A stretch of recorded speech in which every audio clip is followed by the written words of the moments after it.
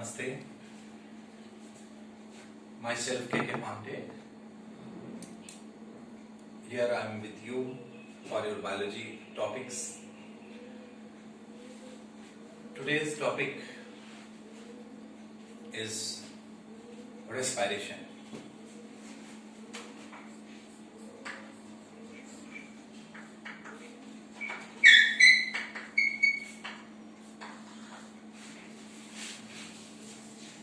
This term respiration is sometimes misnomer for so many people. For a common portion, term respiration means simply exchange of gases. But for a biologist, respiration means not exchange of gases. Respiration means oxidation of food and release of energy. The exchange of gases can be said external respiration or breathing. So, here we have to study respiration as we have studied in nutrition. Every organism obtains food by various means, but that food cannot be utilized until or unless it is not oxidized. The ultimate use of food, what we obtain by the nutrition, is release of energy to do work, because the food molecules are the complex or the organic compounds which hold energy in their chemical bonds. When such bonds oxidize, they release energy, and such energy is trapped by higher energy compounds, what we say the adenosine triphosphate, ATP. Dear student, here we'll study respiration as a biological process by which food oxidizes and energy is released. So first of all,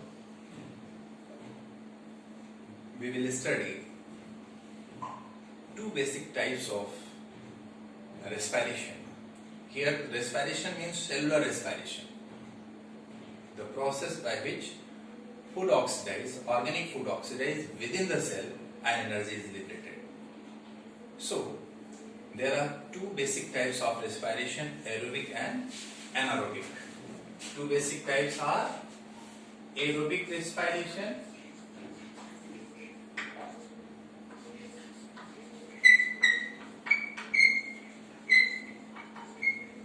and anaerobic.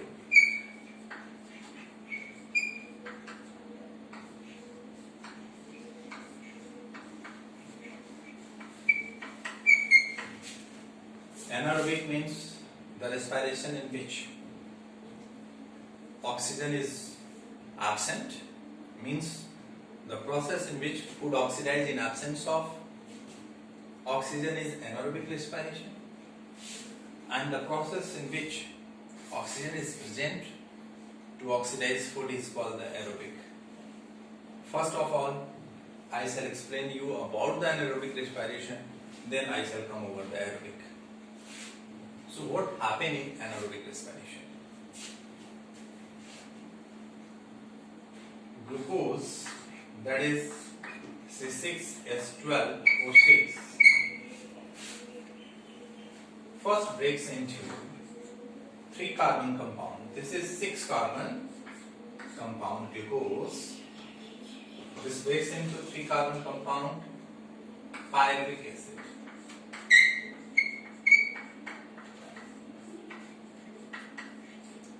Also called pyruvate.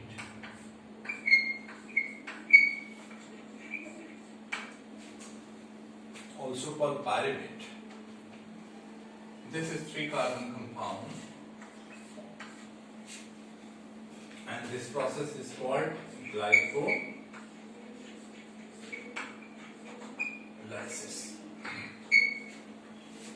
This is a common pathway, common step for both aerobic and anaerobic. For this step, oxygen is not required.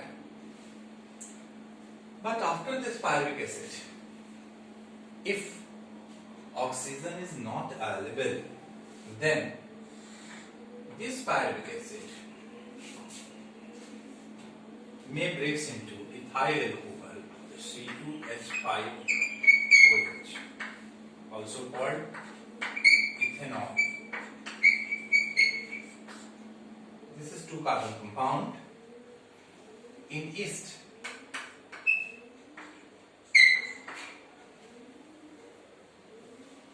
in presence of enzyme gymase, in case of yeast, this breaks into C2H5OH, that is ethanol plus CO2. By this 3-carbon compound, this pyruvic acid is reduced to ethanol and CO2 is produced along with a small amount of energy.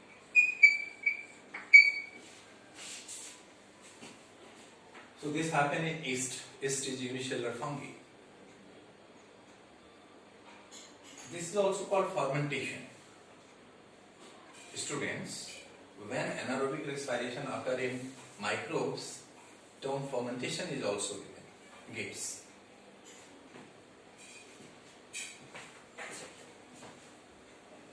Now, the another possibility of anaerobic respiration is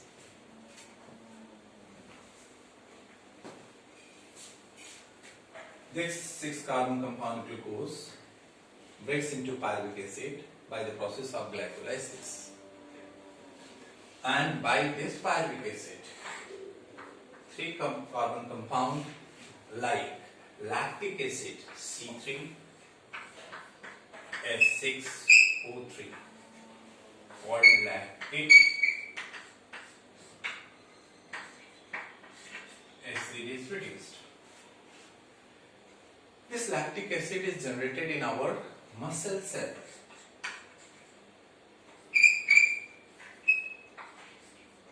In our muscle, by the formation of this lactic acid, we generally notice muscular cramp, especially in athletes' foot when they run for a long time, or when we do exercise for a long time, our muscle get tired due to accumulation of this lactic acid. When we take rest, again this lactic acid converted into another form of carbohydrate and we feel relaxed. So this is another pathway of the anaerobic respiration in which pyruvic acid changes to lactic acid, and here CO2 is not evolved, and again less amount of energy is reduced. Now what is the next one as the aerobic respiration? So what happened in aerobic respiration?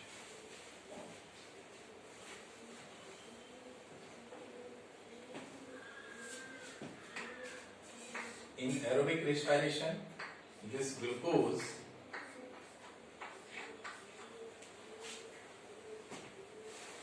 breaks into pyruvic acid,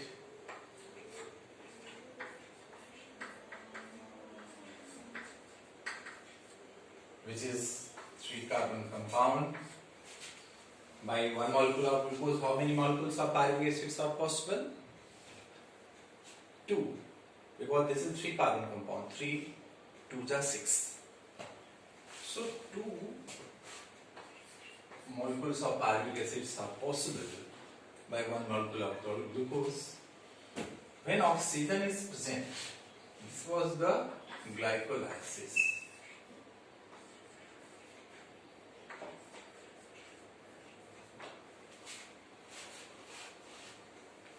And after this pyruvic acid, when O2 is present,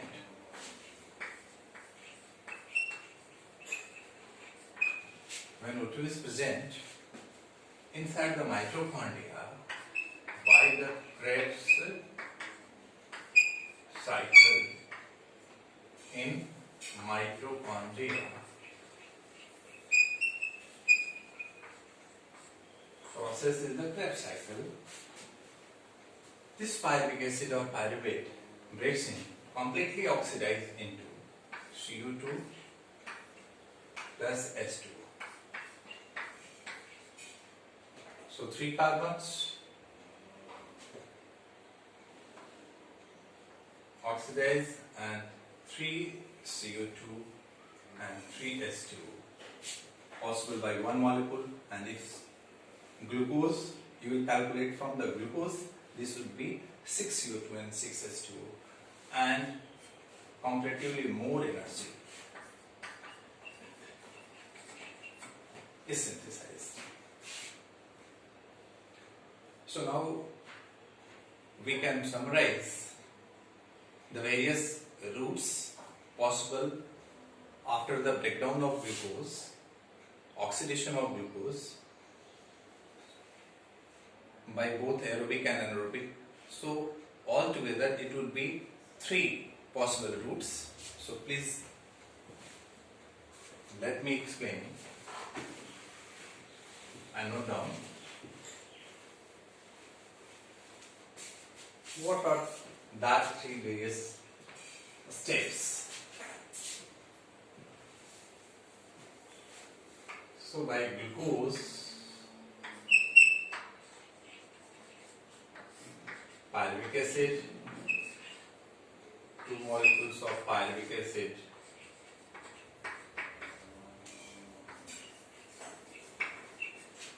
and this is glycolysis. This takes place in the cytoplasm of the cell, and this is what I told you. This step glycolysis is common for both aerobic as well as anaerobic because oxygen was not required. Oxygen is not required for this. And after this, 3 different routes are possible. Route 1, route 2 and route 3.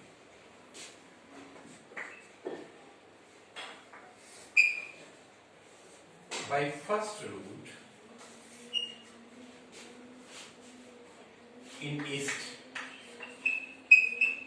O2 absent, ethanol plus CO2 plus energy is produced.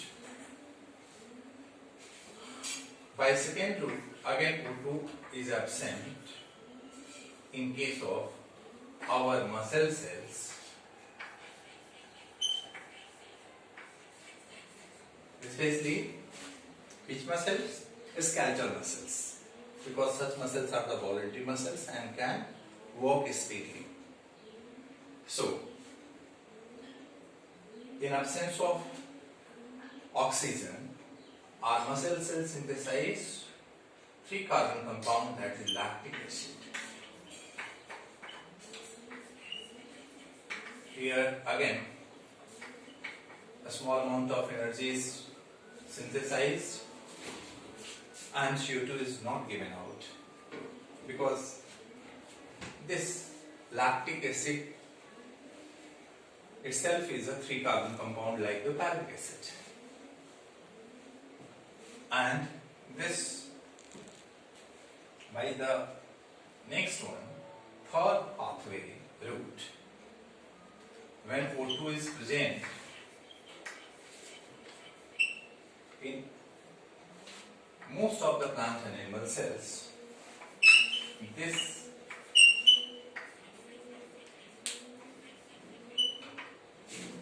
pyruvic acid oxidizes into completely oxidized into CO2 and H2, and loss of energy is produced. this happen in mitochondria. So once again I would like to surprise you by the oxidation of one molecule of glucose. First of all, glucose breaks into pyruvic acid by the process of glycolysis, which takes place in cytoplasm. This pyruvic acid or pyruvate, in case of yeast, reduced into ethanol and CO2, and a small amount of energy is produced. For this, oxygen is absent. By the next route, in case of our muscles, in absence of oxygen, this pyruvic acid is converted into the lactic acid, which causes our muscle cramp.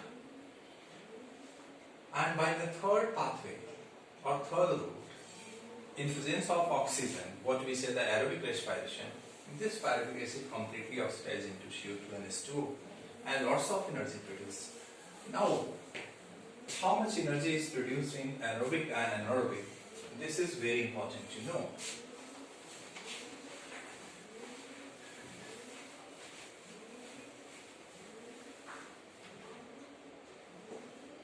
My dear students, the energy produced during the respiration or oxidation of food is trapped by energy rich compound, high energy compound, that is ATP. ATP stands for adenosine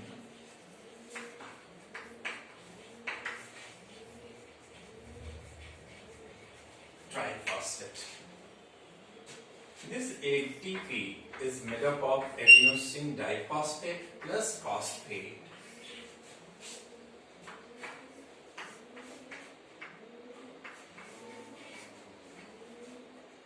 High energy bond for this piece, so this will be a structure. Now this is also called ATP. So ADP, when combined with this phosphate, inorganic phosphate, this structure of ATP is produced after breakdown of this terminal phosphate of ATP. When this terminal phosphate is broken down, again this ATP is released, again ATP is produced, and by the breakdown of this terminal bond, 30.5 kilojoule energy liberated per mole of ATP. This ATP is also called energy coin for the cell. For every biological reaction like the protein synthesis, like the muscle contraction, like the blood circulation, flagellar movement, ciliary movement, every biological reaction, this ATP is utilized as energy source. All biological reactions in which energy is absorbed are the endothermic reactions, and for all endothermic reactions, this ATP is a source of energy. One thing I would like to clarify you, during anaerobic respiration, how much energy is synthesized through ATP in anaerobic?